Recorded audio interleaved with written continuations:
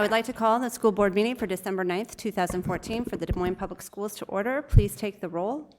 Ms. Caldwell-Johnson? Here. Mr. Howard? Here. Ms. Boson? Here. Ms. Ellsburn? Here. Mr. Barron? Here. Mr. Sweeney? Pastor Cheatham? First item on our agenda is approval of the agenda. May I have a motion and a second to approve the agenda? Second. Motion by Ms. Caldwell-Johnson, second by Mr. Howard. Please vote. Motion passes 5-0. Next item on our agenda is approval of minutes for November 18th, 2014. May I have a motion and a second to approve the minutes? Move approval. Second. Motion by Ms. Boson, second by Mr. Barron. Please vote. Minutes are approved, 5-0. Next on the agenda is district recognitions. I'll turn it over to Dr. Ehart.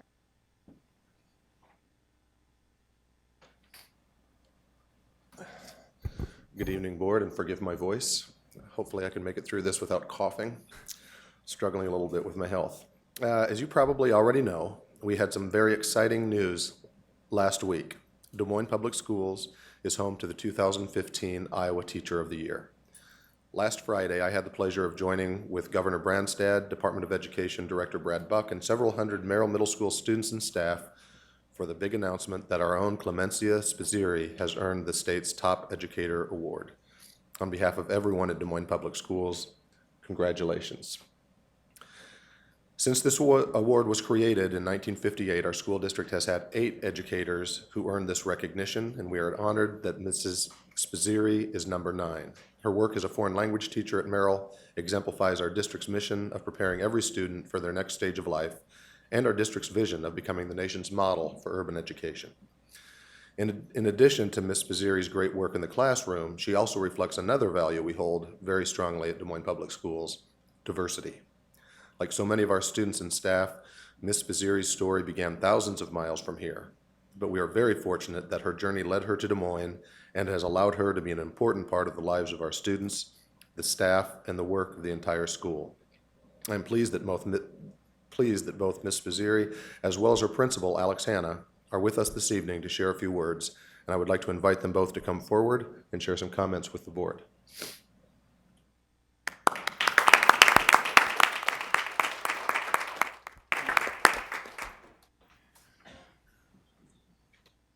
Thanks, Tom. Okay.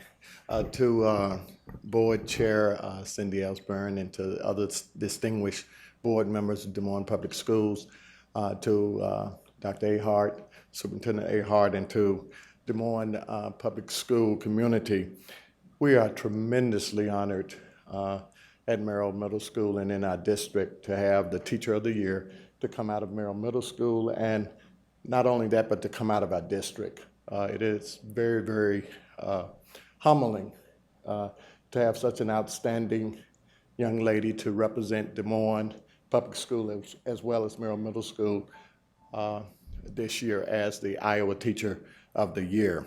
I do want to say just a couple of things, and then I'll turn it over to Clemencia.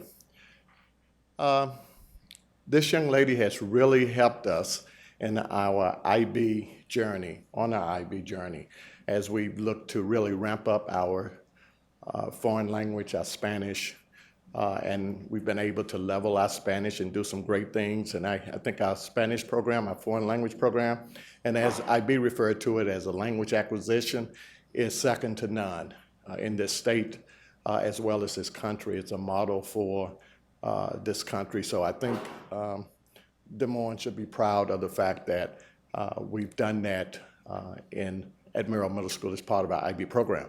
But more importantly, it's teachers like this, teachers like Mrs. Spazzeri, that allows us to be successful and allows our students and our families to really embrace the mission of the district, as well as allowing them to be the very best that they can be. And as you know, in the global society that we're operating in, it's great to have kids being able to speak 2 or 3 languages. I think that's critical in this day and time, and that's what Mrs. Spazzeri has really done. Just one other thing about her, of many things, when we had the opportunity to hire her, She was a little nervous, and I told her she was just going to be fine. She was the great person for this job. But I told her in order to be successful, she would have to make some commitments. She would have to be dedicated to it, to the profession, and above all, she would have to collaborate with other members of our staff and our district. And she's done that. And when I hired her, I know she was good, but I didn't know she was going to be this great. So she's an outstanding educator, and we are all proud of her here in Des Moines. And we're looking for great things for her as she moves forward. So Mr. Spazzeri is coming at this time. Thanks. Honorable Board, thank you very much. I'm actually honored to be here with all of you.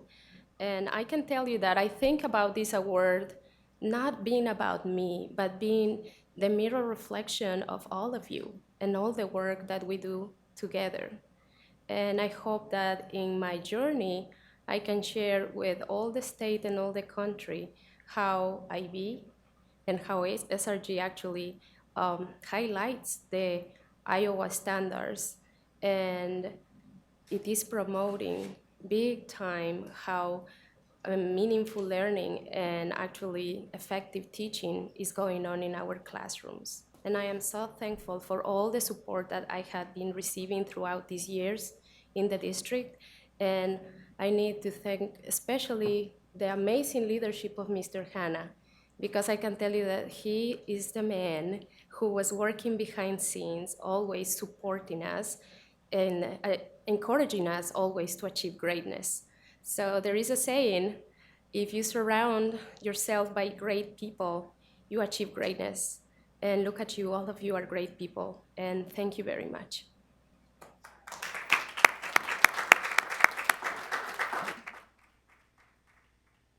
Thanks again.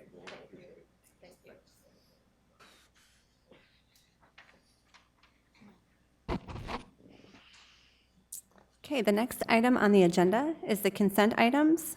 We allow any person the opportunity to speak to the board for up to 5 minutes following the presentation of an agenda item. If anyone wishes to speak to an agenda item, please go to the information desk to sign up. Remarks must be germane to the agenda, and we ask that you avoid reference to personalities and character attacks, as those types of comments serve no productive purpose. We appreciate your input. As a reminder to board and public, the board will not engage in discussion or deliberation with the speaker regarding comments made to agenda items. Discussion and deliberation will remain among board members at the board table, with speakers' comments informing said discussion, deliberation, and determinations as deemed necessary. Ms. Boson, do you have the motion? I move that the board approve the consent items, including bills previously authorized and certified by the secretary and approved for payment by the board chair in the amount of $4,113,238.19, and unpaid bills in the amount of $3,155,730.10. Is there a second? Second. Motion by Ms. Boson, second by Mr. Howard. Any discussion? Please vote. Motion passes 5-0. The next item on the agenda is a public hearing. Item number 15, Central Academy roof replacement. Public hearing will come to order. Is there anyone wishing to speak to item number 15, Central Academy roof replacement? Hearing no one, I'll close the public hearing. Superintendent Ahart, would you please introduce the matter?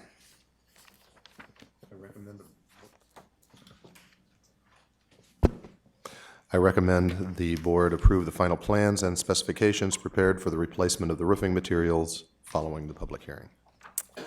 May I please have a motion and a second to approve the final plans and specifications? Second. Motion by Ms. Caldwell-Johnson, second by Ms. Boson. Please vote. The motion passes 5-0. Next item on the agenda is a public hearing. Item number 16, Hoover High School Masonry Restoration. The public hearing will come to order. Is there anyone wishing to speak to item 16, Hoover High School Masonry Restoration? Hearing no one, I'll close the public hearing.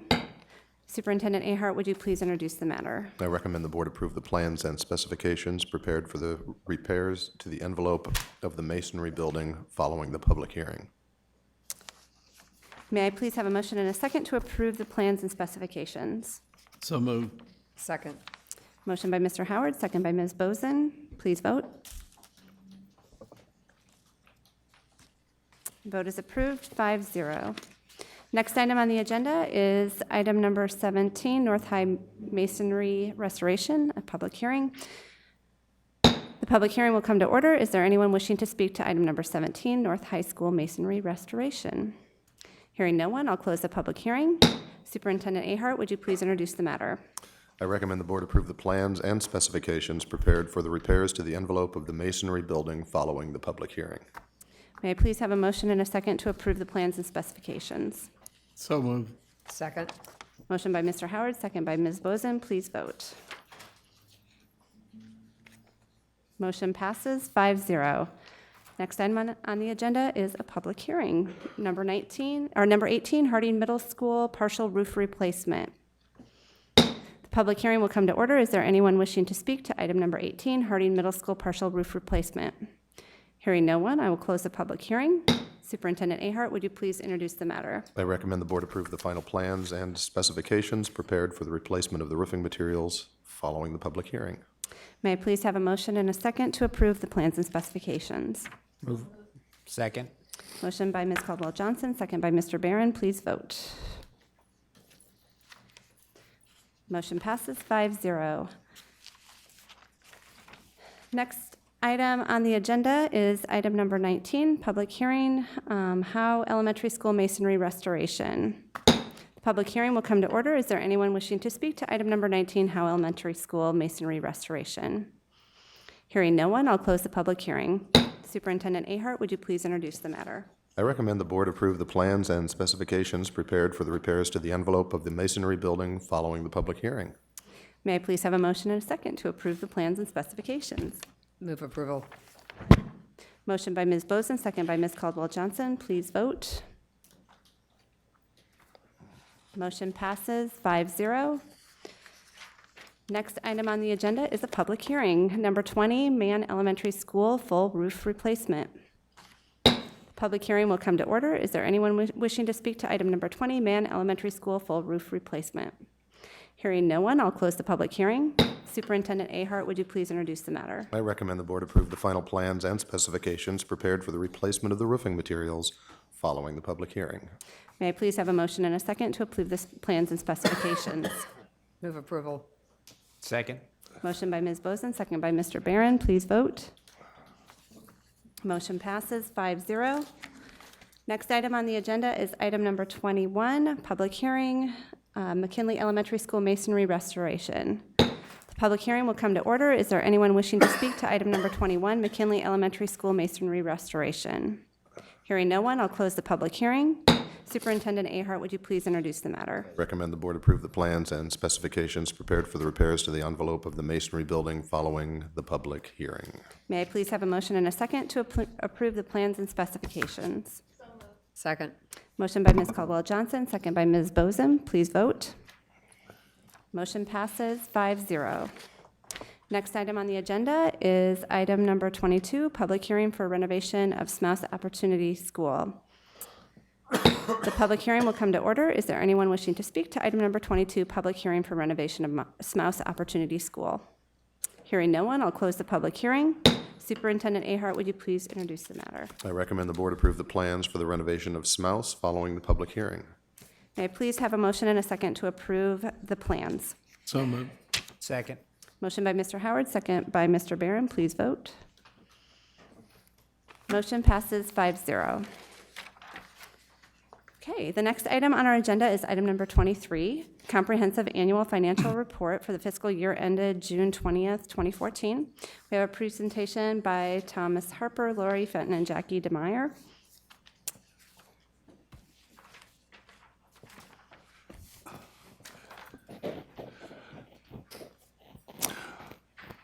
Good evening. I'm not sure that I'm going to be giving a presentation, but I will kick it off here. Lori Fenton is our new Audit Committee Chairperson. And she volunteers to take on that honor. Or maybe she lost the lottery, I'm not sure. But anyway, Lori's going to kick us off and talk a little bit, take a little time and talk a little bit about the activities that the Audit Committee's been involved in the past calendar year. Good evening. Just wanted to give you a high-level overview of what the Audit Committee has been doing, as Thomas said. We've got a couple of main responsibilities. One of them is working with the external auditor as they perform their work, and doing that in conjunction with Thomas and his staff, and just making sure that we're on the right track with that. And I'd have to say we've been very impressed with the work that both Thomas and his staff, as well as the external auditors, have done in their execution of their work. Thomas's staff has been very good, especially Nick, I think, in working with McGladrey and their team on a very efficient audit. We keep moving up the timeline for the audit, which I think is to the benefit of everyone. So that's been a great improvement over this last year. On the other side, we've been working with the internal audit team, with Brett and his staff. Again, very impressed with the level of professionalism that Brett's been able to take that function to in the short time that he's been there, and working on the control environment in some critical areas that may have been neglected in the past for the district. And we've been very pleased with the work he's been able to execute on, and we're very pleased to oversee that work and provide some guidance to him and just be there to support him in what they're doing. So we've got 3 other members on our committee, Skeet Wooten, who I think probably most of you know, Greg Kopp, and Brent Wilberts. 2 of those individuals are CPAs, which is required by our charter, and their expertise on the committee has been really valuable as well. So we're looking to fill a current spot, and I think we've got some good candidates potentially coming on board to fill that, so that we'll have our full complement of 5 here come the first of the year. Thank you. And now I'll turn it over to Jackie. Thank you for having me here tonight to review the results of the fiscal year 2014 Financial and Compliance Audit Report. As Lori mentioned, we did have the opportunity to review in detail with the Audit Committee back in November the financial statements that are in front of you tonight. And this is a high-level overview of what we had a discussion with them about. We were engaged to perform our audit in accordance with governmental auditing standards, which is the same basis that we performed as in prior year. We did issue an unmodified or clean audit opinion on the financial statements, which is the highest level of assurance that we can give on the financial statements for the district. There were no changes that occurred in our planned procedures from the onset of our engagement, nor did we encounter any difficulties to bring to your attention.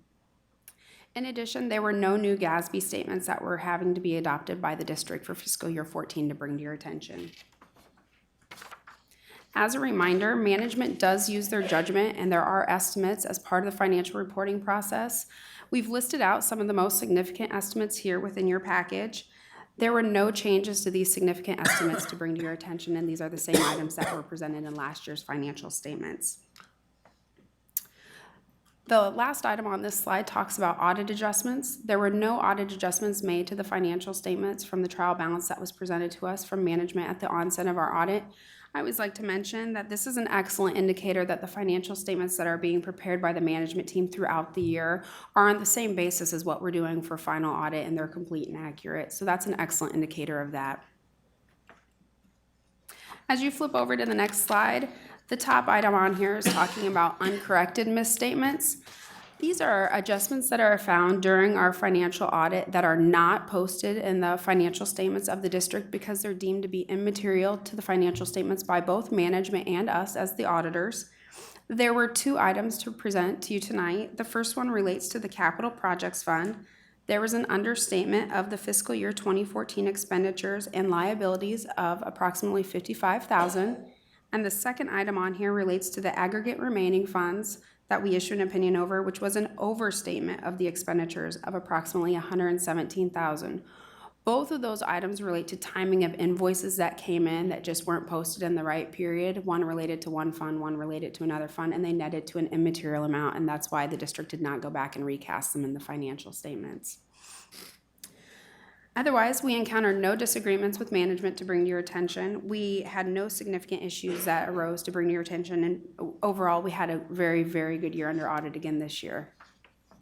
I'll go through some high-level summary of the numbers, just to hit on some of the high points here on these next few slides. The first slide here that you're looking at is revenue of all governmental funds.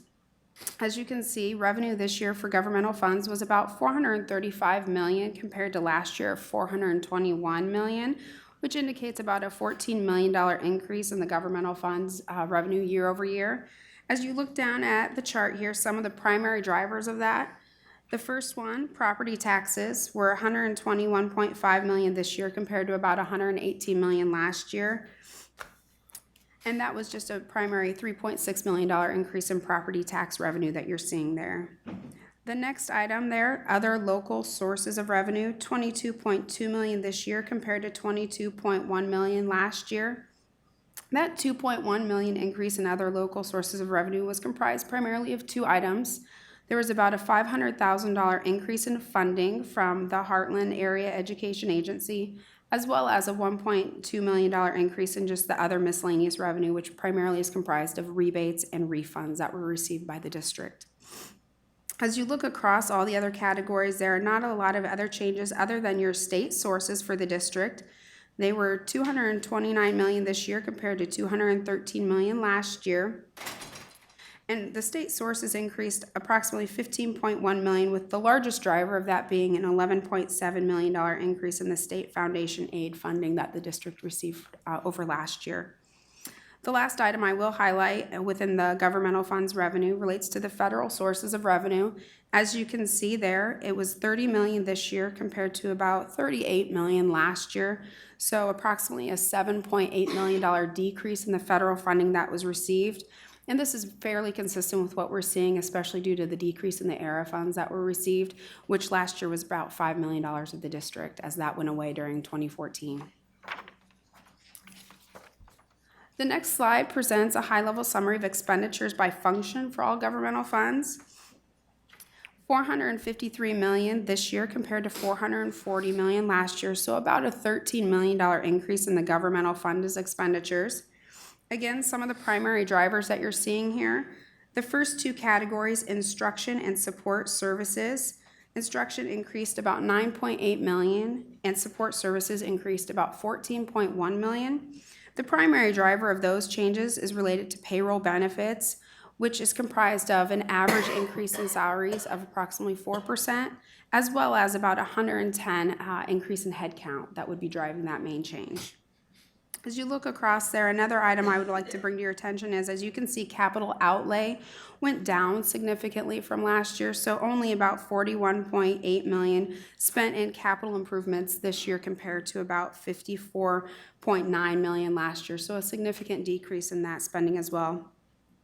The last item on here, debt service, as you can see, it only increased to about $13.5 million from $12 million last year, but I will highlight this one because during the year, the district did have two bond issuances. There was about an $8.8 million issuance in December, as well as the district had a $61.9 million bond issuance in May. So expect that number to jump up next year as the debt service levels will increase and be projected to be in sort of the $18 million range. The next slide here highlights all governmental funds, revenue, expenditures, and fund balance. As you look at the 2014 recap there, the light blue column indicates revenue that was about $435 million compared to expenditures of $453 million. That comprises a fund balance of approximately $228.6 million, which, as you can see, is approximately a $57 million increase over prior year, which seems unusual since revenues were less than expenditures, but that, as I mentioned before on the previous slide, there was a $71 million debt issuance in there that would be increasing that fund balance to offset the revenues being less than expenditures. The next slide gives a recap of the general fund, just the general fund now, revenue, expenditures, and fund balance. And if you look there at the 2014 column, this gives a nice highlight of revenues being approximately $384 million compared to expenditures being only $381 million. So right around a $2.5 million increase in fund balance that you're seeing from the $74 million it was last year to the $76.5 million this year. This next slide highlights the fund balance position of the general fund for the district as of June 30th. This is a nice summary to show how the fund balance restrictions lay out as of the end of the year. As you can see here, the biggest portion of this pie relates to the unassigned fund balance, which is 60% of the fund balance. Some of the other items to highlight there, the 13% is the assigned bucket, which is the amounts that have been earmarked by management for technology items coming up. And then the next category here, the green bucket, that is the committed fund balance. Those are the amounts that the board has formally taken action on to commit the balance. That 15% is comprised right now of the $11.5 million for the Common Core project and the technology project. The board has done a formal commit for those fund balances. The last two items on here relate to the restricted, which is 11%, and then the non-spendable, which makes up 1% of the fund balance. And as a reminder, the restricted balance there is really external restrictions that have been placed on it. So a grant received that has a restriction on our very formal third-party restriction. The last item we wanted to summarize and bring to your attention was the summary of the statement of revenues, expenses, and changes in net assets for the enterprise fund. The enterprise fund is primarily made up of the school nutrition fund as well as the child care fund and then a few miscellaneous other small funds, but those two are the primary drivers. Operating revenue within the enterprise funds this year was $6.6 million compared to last year of $6.3 million, so about a $354,000 increase. That primarily relates to certified enrollment going up about just over 200 students from last year, so student headcount has increased. Operating expenses this year were $20.7 million compared to $19.5 million, so about a $1.3 million increase there in operating expenses, which again is primarily driven by the fact that student headcount was up that 270 headcount, as well as we did see a fairly substantial increase in food prices that were having to be incurred by the district this year, anywhere from the 3 to 8% range, depending on the type of food product that the district was serving. And again, the non-operating revenue category there, the $14.8 million this year compared to $13.8 million last year, was primarily due to federal sources received fluctuating year over year. The last item I want to touch upon real quick is the compliance report that we do issue as part of our financial statement package. We did issue an opinion over internal control as well as an opinion on the single audit portion of the testing we performed, both of which received an unmodified or clean audit opinion, which again is the highest level of assurance that we can issue for the district. There were 3 major programs that were tested this year, and I'll click forward to the next slide, which provides a nice high-level summary of the historical trends for the district. As you can see here, we had 3 major programs that were tested, and we had no items to bring to your attention, which is a very, very, very clean audit opinion for 3 major programs being tested. So again, another very good year under audit. We definitely would like to thank Thomas, Nick, the entire team that they have in place. They were excellent to work with again this year. Does anybody have any questions over this year's financial audit?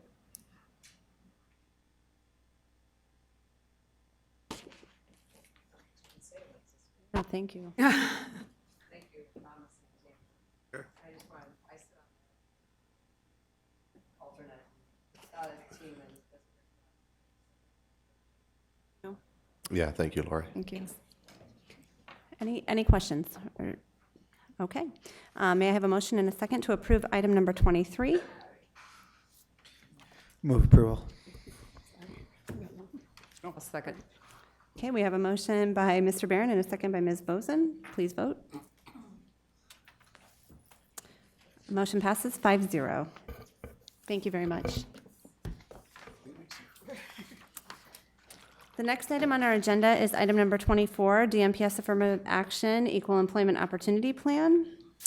We have a presentation by Dr. Ann Sullivan and Isaiah McGee.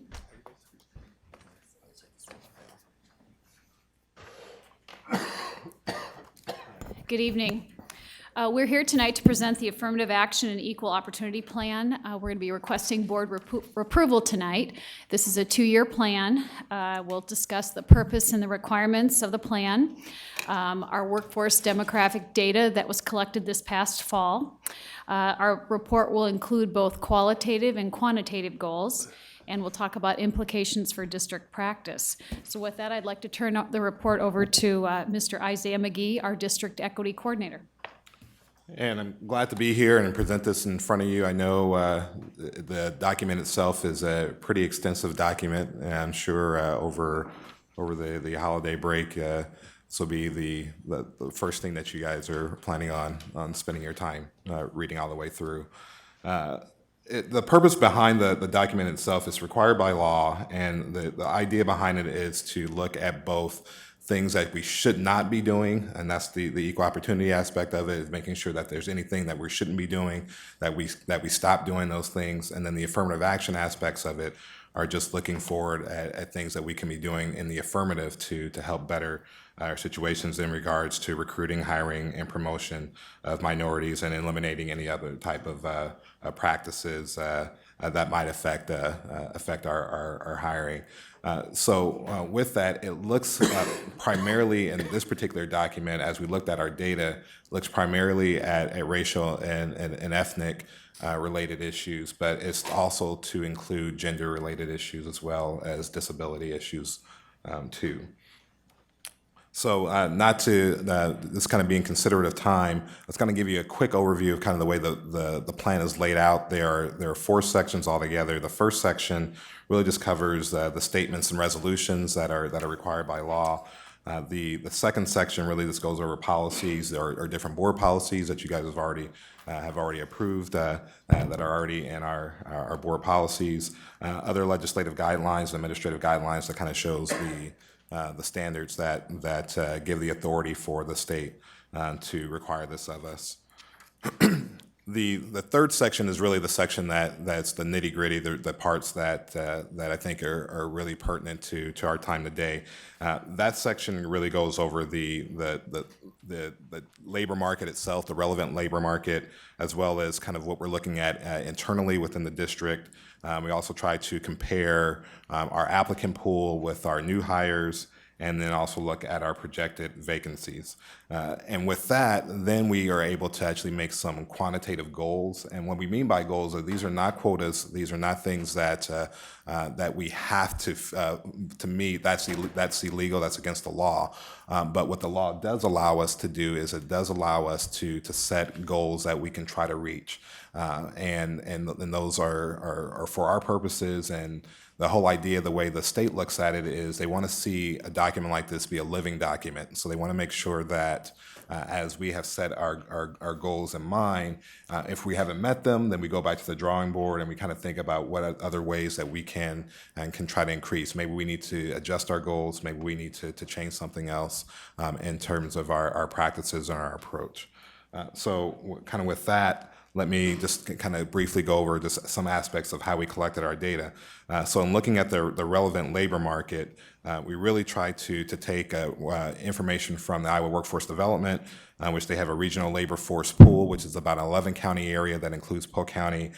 We also compared the metropolitan statistical area of Des Moines and also Polk County to kind of use that in the city of Des Moines itself, to use that as a reference guide. So in comparing that number to our staff numbers in terms of the percentages of our white population, staff population, Hispanic population, Black, Asian, others, and multicultural or multiracial, we were actually on par with that, actually doing a little bit better from what the regional numbers are. So our numbers are at 86%. The regional numbers are at 88%. And when you look at our certain sections of our population or staff population classifications, such as teachers, that's where things can improve. Particularly in our teaching population, we're at 90% white. And in our administrative numbers, we're at 91%. And so those are areas, as we look at that compared to the general labor pool, that's where there's a little bit of give. So I'm not going to, in the report itself, we actually end up doing a demographics survey of all of our staff to kind of figure out some important information. And we included that in the full report. So, and it's about, a number of pages in the appendix section. We tried to highlight aspects of it so you can also look at certain aspects of that in the actual document itself. But I won't spend a lot of time over there because it's pretty consistent across the board.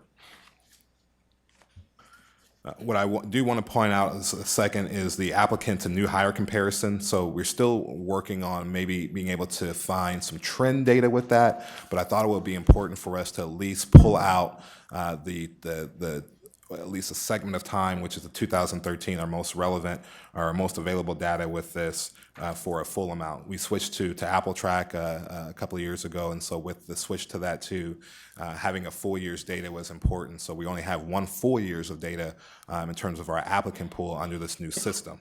So using that as a comparison, we were able to kind of look and see what does our applicant pool look like in terms of the demographics there based off of race and ethnicity. What does our teacher population look at, and what do our new hires look like as well?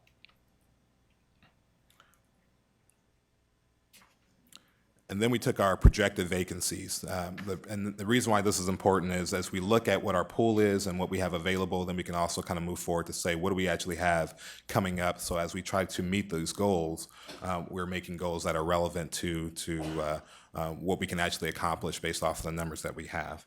So to kind of sum that aspect up, just from the quantitative standpoint, one of the analysis or summaries that we were able to take away from this, it's really difficult for us, particularly at this time, to make a consistent comparative data across similar sized districts. So as we look at some of our sister districts, such as Cincinnati or Portland or Buffalo or Little Rock, Indianapolis, et cetera, because they have different requirements as well and different state laws in terms of how they have to collect those data, it was very difficult to make a comparison across the board with them.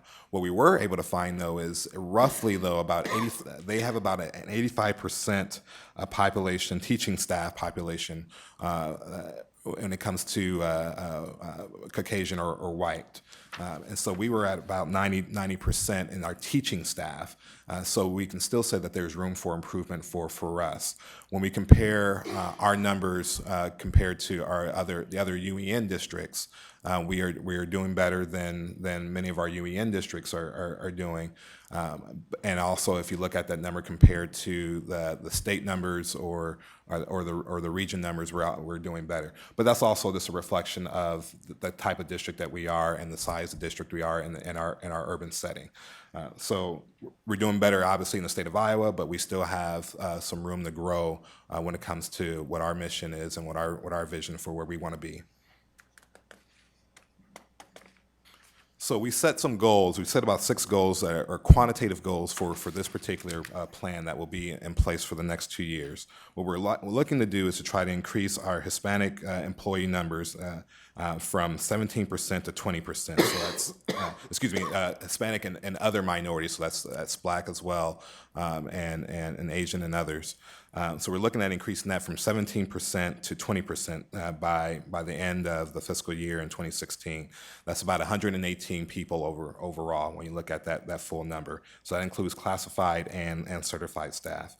We want to look at our teaching population, specifically our minority teacher population, and increase that from 8.5% to 10%. That's about 44 teachers altogether. So we're looking at trying to increase about 44 minority teachers within the next 2 years. Looking at administrators, we're looking at trying to increase that from 14.5% to 20%, which is about 9 over the course of 2 years.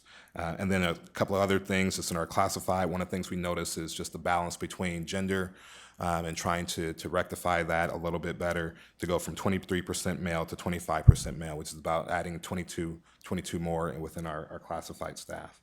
The next part was just the qualitative goals, and those are the difference between the quantitative and the qualitative. The quantitative says these are the numbers, the actual numerical things that we're trying to do. The qualitative looks at the actual practices and how we're trying to improve on those.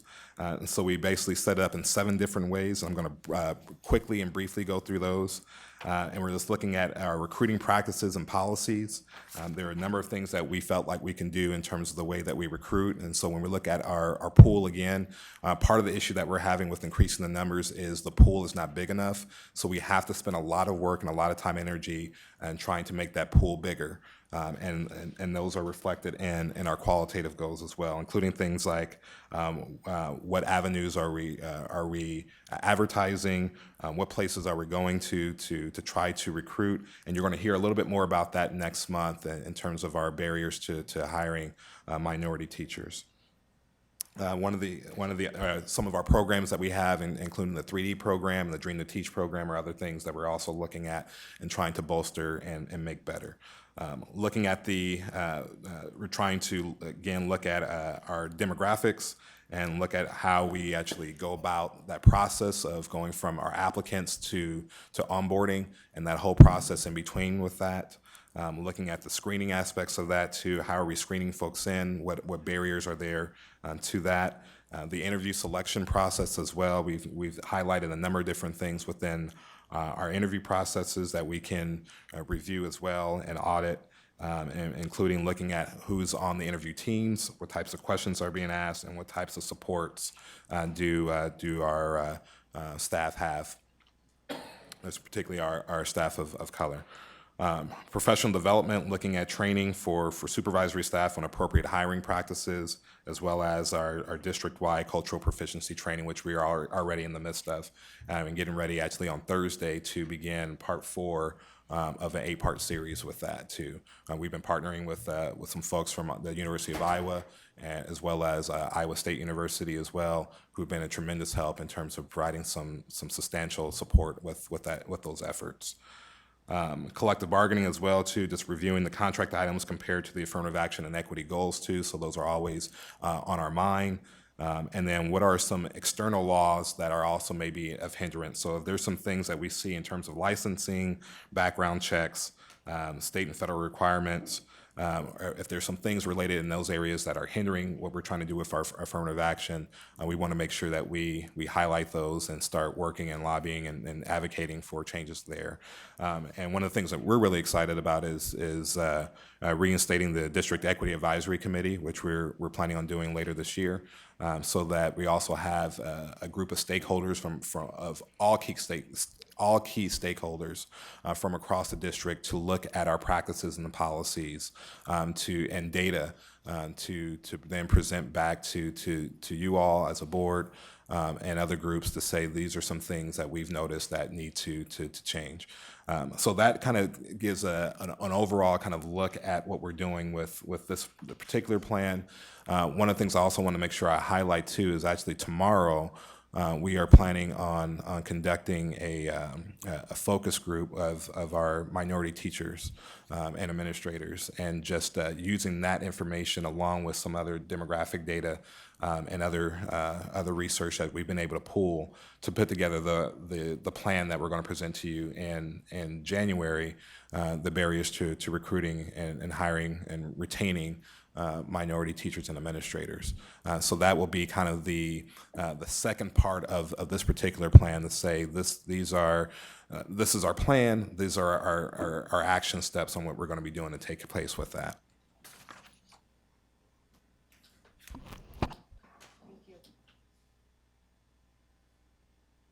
Amount of work.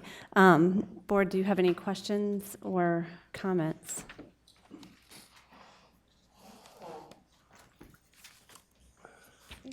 Mr. Howard? Yeah, there's a lot of work. I guess some of the questions I have, you were saying something about coming next month or something with some follow-up, so maybe I'm putting the cart ahead here, I hope not. And I heard you mention a couple times on quotas and stuff like that.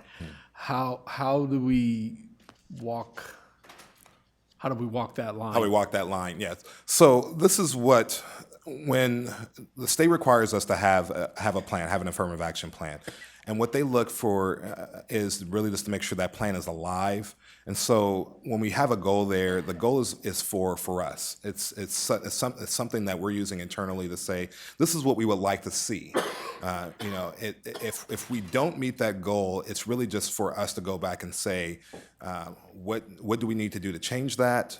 Maybe we're too ambitious. Maybe we're not doing enough in terms of some of the qualitative things that we've indicated. Maybe the plan that we present next month, maybe there's some things in there that we need to change.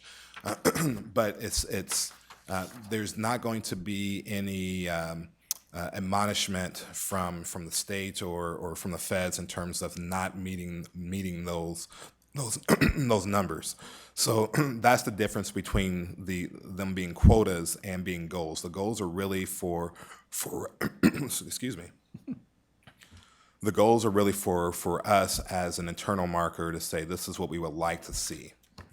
Okay. Part of our responsibility, Bill, too, is the training and communication of those goals to our supervisory staff, those people in charge of hiring. Also, at our meeting in January, we're going to be bringing in Carol Richardson from the Department of Education, who's going to talk to us a little bit about what the available pool is of numbers and sort of the challenges not only of the state, but we're facing in the United States as well. So we'll have a little more data related to that. And one more thing with that too, part of the reason why you do that is you have to be able to look at what your data is and where you would like it for it to be. So by us being able to look at the data, we're able to actually make better decisions on do our numbers look like we believe that they should look like. Mm-hmm. Can you kind of, can you kind of give us a little bit on the screening policies and practices and kind of color it in a little bit? Yeah, I would say it's probably related to what our report was that we did on the hiring report, pretty much to have a process by which you have identified the skills, abilities, and knowledge required for that position prior, and that people are screened against that. So having non-biased types of screening tools in place. The other thing we do is we're, like with our administrative hires, we're working with ProAct currently, and what they've done is a national search, and they're helping to bring more diverse candidate pool to Des Moines Public Schools for those hires. Is that for the teachers or certified staff? Administrators. It's administrators. Yeah, just administrators, Are we yes. going to look, is there any, I know we're having that fair next month. Is there any talk about, expanding that maybe with the ProAct or something like that? Can they help us with the teaching? Well, typically there aren't firms that will do searches for teachers because typically people aren't going to relocate for a teaching position unless there's some other factor, like a spouse relocating for an executive job or something like that. Even with principals, it's difficult to attract from out of state. And some of that will be addressed in our barriers report next month. When you look at the labor pool for teachers is the state of Iowa. And so and a lot of, our labor pool is your regional area for all staff, but our labor pool for teachers is the state of Iowa, based off of what Tom just said, as well as just the difficulty in certification to begin with. To be a teacher, you have to be a certified teacher in the state of Iowa. So it kind of limits your pool a little bit, plus some of the other factors that we'll present. Well, if you just get us an ocean or a mountain range, we got it whipped, don't we? Then I pretty much know what you mean by the review of the applicant pool. We're going to be just making sure that we got a cross-reference. I hate to use that word, but diverse. It's a multi-data point system is Right. what we're developing, Yep. correct, yeah. Will you come back with us with a little bit, and maybe it's just me, I don't know, but the training of the supervision? Yes. Can you kind of touch on that? Because that's, to me, a very important. Yes, actually. Bring that next time. Yeah, we'll bring that next time, and I've been told that there may be some interest from the board as well, and maybe going through something similar as well, a training similar. This has probably been, at least in my time here, the thing that I'm most excited to be a part of and to be implementing. It's at least the feedback that we've received so far. Right now we're just focusing on deeply with our supervisors. We're actually doing all staff, and we've been doing a lot of work with our classified staff over the first part of the year, kind of in a smaller training. But this monthly training that we're doing now has been very intensive, and is getting ready to be more intensive. And so far, we've heard a lot of great feedback from our principals on this. That's good. Well, that's really all I got. Thanks. Rob? I'm appreciative of the comprehensive report that you brought, and I think the placing the labor pool numbers for Des Moines, Polk County, our metropolitan service area, comparing us to other districts, giving us, I think, a greater perspective is helpful. But I have to note that, obviously this is an issue. I've been on the board for about 15 months right now. This is an issue that I heard about on my campaign. I've been hearing about regularly since then. We regularly hear from folks in our open forum about this. So I have to note that the quantitative goals that you've laid out are all goals you're hoping to achieve by the end of the next school year. So basically, marking this for a year and a half from now. While I recognize that it will take time to do the level of comprehension that you're laying out in terms of what you're addressing a number of different areas of our hiring practices, I am concerned that we're not going to have a yardstick or a marker to check and see how we're doing with it sooner than 18 months from now. And actually, we can address that. The way the plan is developed, the plan is developed for there to be for you to come back within 2 years to renew the plan.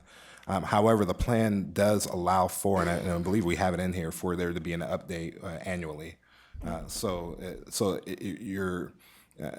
If there's some things that are going on within the year that say, hey, we just kind of want to see kind of where things are going, and as a board, we're always willing to come and present how things are going with what we're doing with this plan in action. But the plan itself is a 2-year plan, and that's the only reason why we set the goals the way that we did.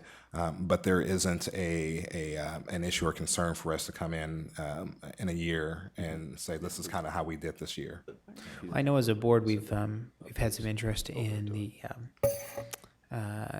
the numbers as they have been numbers of hires from different racial and ethnic groups as they've been presented to us. I think that while there may be some give and take with whether we could do that on a meeting by meeting basis, I think having some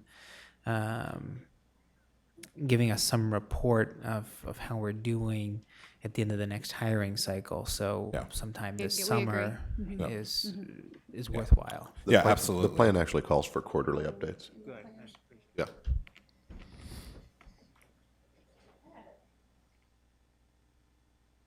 I had a quick question. When you slice and dice the data, I see other, and I tried to go to the other demographic analysis for administrators and teachers, but I see other and I see multi.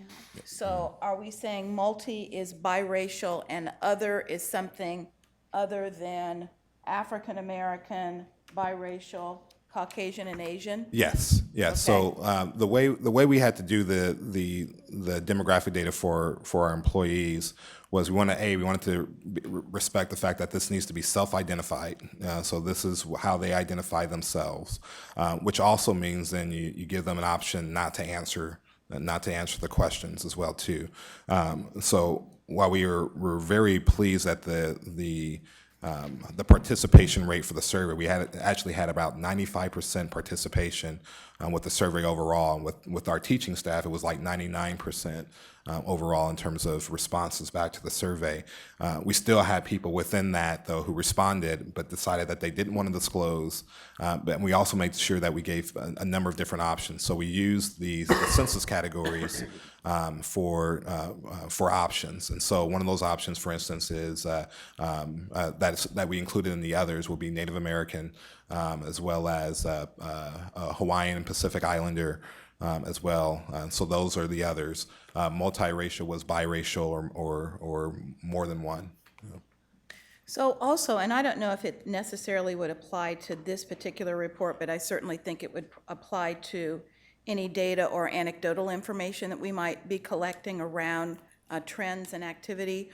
When we have individuals who are leaving the district, in particular minority individuals, are we doing regular exit interviews and documenting that information so that we have the benefit of that feedback moving forward? Yes, we do that. We just started to do that last year. Just this past summer. The district had not done that before. That practice was not in place, but it is now. Okay. So will we have the benefit of hearing some of that feedback as part of future reports Sure, then? we can absolutely include that. Yeah, and that's one of the things we're actually really excited about what we're doing tomorrow. So tomorrow, and these are current employees, so these are not ones that have left, but we really are trying to get to the heart of what their lived experience has been. What are the things that they enjoy about being here, but what are some challenges that they have as well? What are some different ways that we can support them? What are some, all these different types of questions that we can use to inform our efforts to try to make that number larger. Yeah, I think that's really important. I appreciate all of the data, but oftentimes you get as much from the anecdotal information and the stories behind the curve as, the data would even reflect. So. Absolutely. Matter of fact, to kind of piggyback off of that, and also to even piggyback off of Rob's questions as well, the qualitative aspects inform the quantitative. So we have to be able to, in order for us to be able to meet those numbers, we actually have to do a lot of work on the qualitative side, being able to take in those anecdotal information, be able to look at our processes and practices in order for us to meet those numbers. And my only other question had to do with the reconstitution or the reinstatement of the District Equity Advisory Committee. I'd be interested in knowing how the individuals will be selected. Will the board have the opportunity to advance names? Is that a superintendent committee, or how does that work? That process is still being worked out, but I would absolutely would enjoy having some additional names coming from wherever. One of the things that, well, at least my goal with the committee, is to make sure that it is reflective of every community that we have in this district, and so I want to make sure that everyone has a voice at the table with it, and I really look to those who've been here for a while to be able to help me with that as well too. So if there are names that you have that you would like for us to consider on there, I would really appreciate that. Yep, Connie? Just a follow-up to this report that we've had. This is, in the past, I don't believe we've ever received anything this extensive. Have we always had something on file? Something on file. We've met the letter of the law, but not to this degree. Not to this. That's what I thought. Yeah, not to this degree, and in some ways too. The last time, it's part of the reason why this is extensive is we need the work, but this was one of the areas that we were found in non-compliance with in our equity audit 4 years ago, I believe at this time, or 6 years ago at this time. So part of that is to also make up for some of the issues related to that from last time. So I just want to compliment your staff again on bringing us up to date to where we needed to be, because we were behind where we needed to be. So we now actually have information to help direct where we need to go, which I think is important. Yeah, and I just want to make a comment too. The amount of work that Isaiah and Ann and their teams had to do to even just establish some baseline data that really probably should have been in place for years was extensive. So it wasn't a matter of just analyzing the data, it was actually creating a data set upon which to build. So this was a monumental project, but one that will be less work moving forward, so more of the energy can go toward the strategies and improving our circumstance. So I really appreciate the work.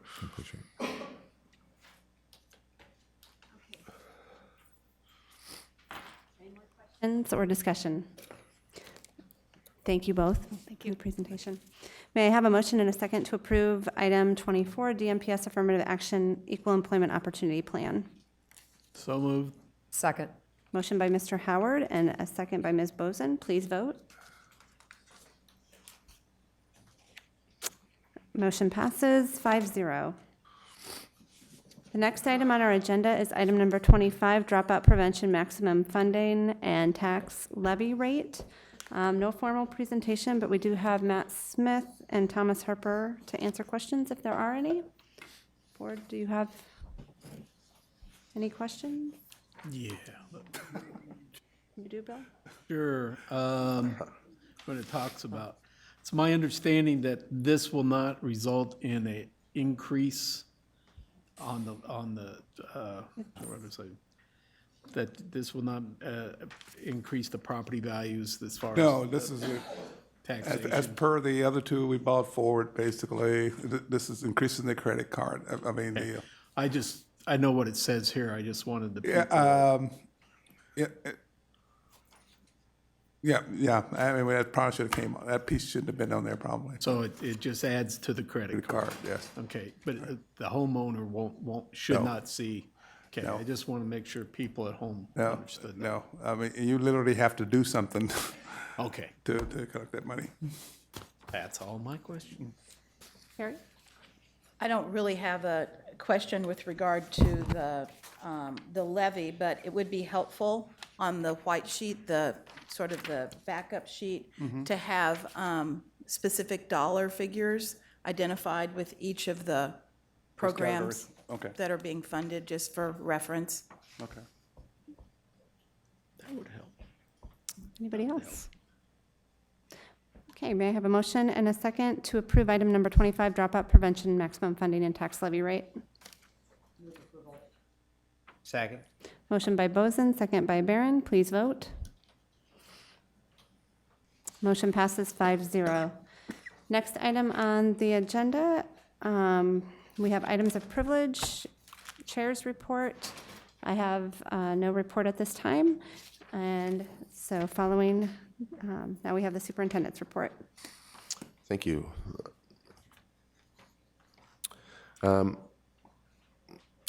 First, I want to recognize a senior from Lincoln and also Central Academy named Cole Rabin, who organized a die-in at Central Academy on Monday. And I sent him an email message, personal email message as well. What Cole organized, and I also want to recognize Tim Schott and Matt Smith and Gary McClanahan for being supportive in Cole's efforts. He organized a group of about 50 students to have there be a Des Moines Public Schools student response to the issues that they've experienced in Missouri, Cleveland, and New York recently related to police treatment of African American, particularly young men. And I was very proud of the 50 students and particularly the leadership that Cole demonstrated in exercising their personal freedoms of expression, engaging in a societal issue that's highly impactful, even though maybe these particular students weren't impacted personally, and really demonstrating that they're global citizens and exemplifying what our board wants to see in all of our students. So I don't know if the board was aware of that. It went off. It did get some media attention. I thought it could have stood a little bit more, but I couldn't have been more proud of our students and of our administrative response to their efforts. Second, and this is something that I have expressed to Director Buck, so I'm not really speaking out of turn here. In 2013, you may remember the Iowa House proposed a bill, and it passed the Senate and the House, requiring attendance center rankings of all public schools in the state of Iowa. And several states have done this, and you can argue about the political motivations behind doing this, but at any rate, the Department of Education sat on it for a while and then were prodded, I guess, by the governor's office to really get something in place this year. And so a committee of Department of Education employees put together a draft plan to actually create these rankings with the intention of issuing the first rankings in January of 2015 based on 2014 data. K-12 staff, it was a very small group of K-12 staff, did not have an opportunity to even see the draft plan or weigh in on it until last Wednesday, a week ago tomorrow. I don't have time to go into all the details, but they're not going to fully implement the plan. They're only going to, in this first issuance, they're going to have three factors that comprise the ranking. One is proficiency that we're all used to, just very similar to, percent proficient, similar to what we see in No Child Left Behind. There's a growth, in name only, I would say, a growth factor, also based on Iowa assessments, and then an achievement gap, closing the achievement gap measure, also based on Iowa assessments. the subgroup methodology that they're using is a problem. But what I wanted to call attention to, and this is the kind of thing that we experience frequently, and Mary Grinstead from our assessment team is helping in our UEN effort to push back on this. But I just want to share an example, if they don't modify this in some way, to show you how Des Moines schools and other districts that face the diversity, particularly around poverty and ELL that we do, suffer from the ways in which the state measures us. So listen carefully. According to the growth model that they're using as one of 3 elements in the attendance center rankings, take these 2 student examples. Student A, and these are real examples. Student A arrived in Des Moines as a refugee from Burma in the summer of 2011. She enrolled at North High School in August as a 9th grader in the intensive language program. When she took the Iowa Assessment Reading Test in the spring of 2013 as a 10th grader, she earned a standard score of 146, which is equivalent to reading at a 1st grade level during the 6th month of the school year. Okay, 10th grader, just been in the country for less than 2 years. In order to be on trajectory toward a standard score of 306 by her 12th grade year, student A must grow by 80 standard scores in her 11th grade year, earning a standard score of 226, equivalent to reading at a 7th grade level, almost 11 and a half times the gain of the average 11th grader. In reality, and this is a real example, in reality, student A grew by 69 standard scores in her 11th grade year, advancing from reading at a 1st grade level the previous year to reading at a 6th grade level. Even though student A grew 5 grade levels in her reading comprehension, she did not make growth according to the college readiness growth model. So that student performance would actually hurt us in the attendance center rankings. It's really important for our community to understand this. The student has worked extremely hard to get there, and certainly a whole team of teachers and support staff and administrators have worked really hard to support this student, who has made phenomenal progress by any but this measure. This will not count. Okay, so then take student B. Started his education at age 4, attending preschool and then Morris Elementary School. By the time student B took the Iowa Assessment Reading Test in 10th grade at Lincoln High School, he earned a standard score of 302, the equivalent to reading at a post-secondary level. Since student B is already reading very close to the college readiness minimum cut point, student A must grow by 7 standard scores, the growth of the average 11th grade student, to make growth in his 11th grade year. When student B takes the test as an 11th grader, he scores 309, growing by exactly 7 standard scores. Student B makes growth according to the college readiness growth model, while demonstrating only 10% of the growth that student A did, who did not make growth according to this model. We're working very hard to get this changed before they roll out these attendance center rankings. But if you take the percent proficient measure, which we already have in place with No Child Left Behind, if they do not change how they're measuring on these other 2 categories, we can already project what the scores will be, because it's very highly predictive according to the proficiency rate, and this is not fair. This is grossly unfair. Hopefully not what was intended by the legislature, but it's wholly unacceptable. So I may be calling on you for some more advocacy if we can't get the worm turned on this prior to the issuance of these reports. Uh-oh, I voted instead of spoke. I guess my question is, what's the fallout? I mean, I understand the whole story, the picture that you've just painted, but what's the stick? I mean, if we, how will the information be used? And is it really just a matter of reporting something that won't be used to in any way? That's a great question, but and an important one.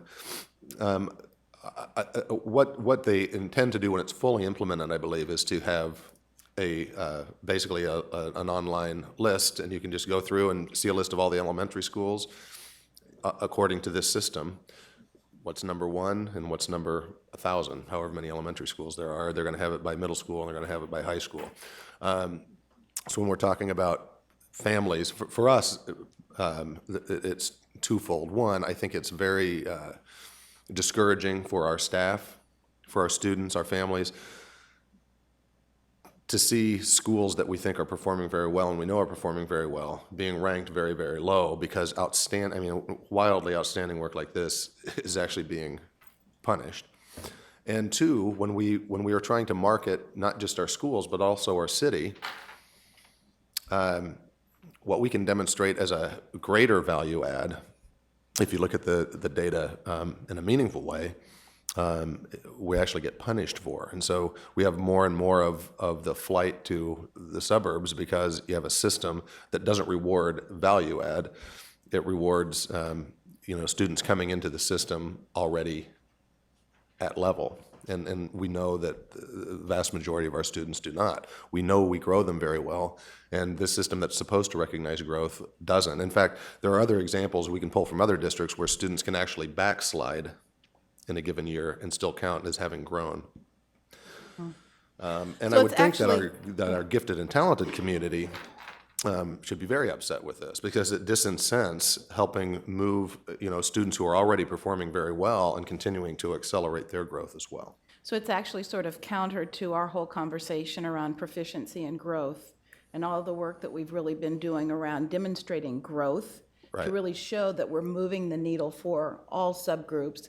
And I think it also sort of layers on the notion of what's happening with No Child Left Behind and how the subgroups really skew the numbers in terms of where we actually rank. Right. So I think it's just sort of more of the same, but actually in sort of a bit different version from the state. Right, yeah, it is, yeah, well put. The other, regarding subgroups too, and I will just mention this, what they've decided to do with this subgroup, the Closing the Gap conversation, is to take all the subgroups and lump them into one big, what they're calling super subgroup, which gives us no useful way to determine how we can improve.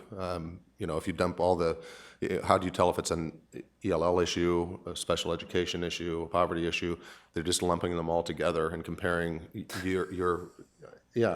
on a just an educational research perspective, it makes zero sense. And this is our Department of Education doing this. Yeah. We're talking with them about it, but I don't know how much leverage we're going to. Absolutely, yeah, I'll email you I that. think the saddest part is that we have kids from all spectrum. I mean, we have the kids, the EL kids, the kids that come in with no English skills. We have the kids at the top that do extremely well, and we don't get recognized for that. And I think that's the biggest issue. It goes back to people pull off these scores and say, this is the gospel, this is what the school does. Back to when they used to print the basic skills test in the paper, people would rank their grade school. If I looked at that score, I never would have sent my kids to the school they went to, and they did phenomenal in the Des Moines district. But the scores, because there was a high ELL population back in 1985, it skewed the scores. Well, we've never had particularly favorable press on any tests, the Des Moines or the bigger urban areas. To me, it just shows again the bias against the urban areas. Sort of a the ostrich with their head in the sand type approach that, if we ignore it, this issue will go away. Maybe we'll put them in a big group and that'll go away or something. Well, quite frankly, the state's missing a huge opportunity to celebrate some real successes. Right, but it's By choosing to filter it this way. You said there were 3 elements that make up this ranking. What are the 3 elements again? Percent proficient, this growth Yeah. model, and then the closing the gap based on that super subgroup. Okay, so they're all 3 elements are based on assessment data. Iowa assessments, yeah. That's it. Only, yeah. So this is just straight a measure of standardized assessments. This is Yes, in reading and math, yeah. The Iowa assessment. Yeah, the funny thing is on this one, states are, I think, share the same concerns that school districts do, and educators do, and administrators do, that assessment data is, too much weight is placed on assessment data, that the initial measures dating back to No Child Left Behind passing in 2002 were flawed and have since improved, and actual measures of growth, which I think everyone seems to agree are relevant and valid, the state's been on our side, I think, and I think we've come from the same perspective on this, that there's better ways to measure whether children are succeeding and whether our public education system is succeeding. So I'm kind of confused. Is this a measure of growth that where did they get it from? Well, what they did was they took if you look at the Iowa assessments, they have defined cut scores at each grade level to determine whether you will be college ready by the time you've graduated. So they'll take your score as a first grader. Let's say that you need to be here. This is very helpful for the audience at home. If this is where you need to be college ready on that trajectory at second grade, you're here, and here's where you need to be at 11th grade, you have a steeper hill to climb. So they'll say, where do you need to be at each grade level? If you haven't hit that trajectory each year, then no matter how much progress you've made, as the example illustrated, then you've not grown. The example I used to explaining this to some of our staff was, it's like going into the doctor and the doctor says, Tom, you need to lose 100 pounds, and you go back in 6 months later and you've lost 96 pounds, and they said, you failed. Yeah. You're no more healthier than you were, 96 pounds heavier. But is this measure of growth, or is this the same way that we measure growth now at the LEA? Well, we are using the same metric, the standard, the national scale score. But what they're saying is, we don't really care how much you grow. We just want to know if you hit the cut score for your grade level. So it doesn't matter how much of that you've demonstrated. It just matters whether you've gotten there or not each year. So if you have a 10-year gap and you shrink it by 7, that's not relevant here. It's only relevant if you have a 10-year gap and you close the 10-year gap in 1 year. So is that the growth model that the state has set for school districts? Right now, it is. It is, and has it been for? No, they really haven't had. The growth model as it relates to. Relates to No Child Left Behind. No, that's a much more. But that's a much more nuanced. Nuanced. Why aren't we using that? You ask a very good question. I mean, why come up with a different growth model? Because the other criticism that you would have for this, and I apologize because I shouldn't be talking so much about this because this is kind of inane, but then you're repeating the same thing that's been happening over the years. Is you're basically reporting two different sets of data, Right. and saying, and the person at home that's reading the register is going to read them as the same. So they're going to read, oh, well, this is where this, DMPS was, my district was, and then a month later, maybe the next, this report comes out, and they're going to read it as the same thing, even though it's not. And, right. But it's the same people that are putting it out. So they have some measure of control here. That just bothers me too. Mm-hmm. Because again, they have the same concerns with this stuff as we do. They should have, yeah. I would think I would think this would be their opportunity to maybe make something right, knowing that the Iowa assessment Right, and the No Child Left Behind right. is flawed. So wouldn't you think they would take the time to have a more accurate, fair Right. way to do it? It makes no sense at all. But I guess a lot of things sometimes don't make a lot of sense. Right. Well, not to get everyone riled up, but that's been getting me riled up, and it's not right, and it's not fair to our kids and to our staff and to our community. So I just wanted to, and I'll certainly keep you updated if we can, if we get something turned around on that. But again, it was frustrating that it was developed in-house, and only last week were a small group of educators, K-12 educators, allowed to take a peek at it and provide some input. And we have a network of folks trying to advocate for some change. The last item I have is, this is the last school board meeting of 2014, and I would like to publicly express my appreciation for the leadership of our school board and the outstanding work of the entire DMPS staff on behalf of our more than 32,000 students. It's good work, and it's the right work. Thank you all, and have a wonderful holiday season. Great. Cindy, I have one quick question. On item number 22, I figured since we were breezing through the public hearings, I would wait until the end to bring it up. But item 22 is on the SMOUS opportunity. school. And I was wondering at some point, would it be helpful for us to get an update on where we are with the oil rights and everything that's going on, where we are with fund balances, and if we have sort of a long-term plan for where those dollars are going to be used? I see here some of the SMOUS funds are dedicated for this, along with statewide penny, but we haven't really had a update on that in a long time, so I thought that might be helpful. What's that? Yeah. Yeah. JR I was gonna and crew.